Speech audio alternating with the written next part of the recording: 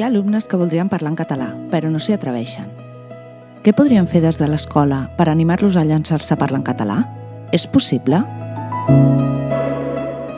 No només és possible que l'escola o l'institut siguin espais on l'alumnat que no té el català com a llengua inicial o familiar incorpori el català oral en el seu repertori lingüístic, sinó que és absolutament necessari que sigui així.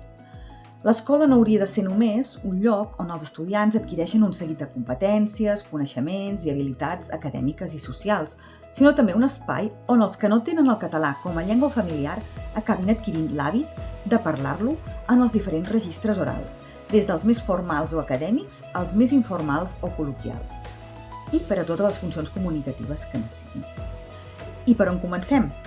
Doncs primer de tot hem de tenir present, i fent un paral·lelisme amb el proverbi africà que diu que per educar un infant es necessita tota una tribu, doncs cal una comunitat de parlants per poder-ne esdevenir-ne un. O sigui, no et pots convertir en parlant d'una llengua tot sol, és molt excepcional que això pugui passar. I no només necessitem una comunitat de parla per poder-te convertir en un nou parlant, sinó també que necessites que t'ensenyin què significa parlar per ser escoltat i, més important encara, que és necessari que la comunitat legitimi el nou parlant, o sigui, que el reconegui com un membre més d'aquesta comunitat. Llavors, tenim eines al nostre abast que ens han d'ajudar a crear aquests espais perquè els alumnes que voldrien parlar en català i no s'hi atreveixen ho puguin fer.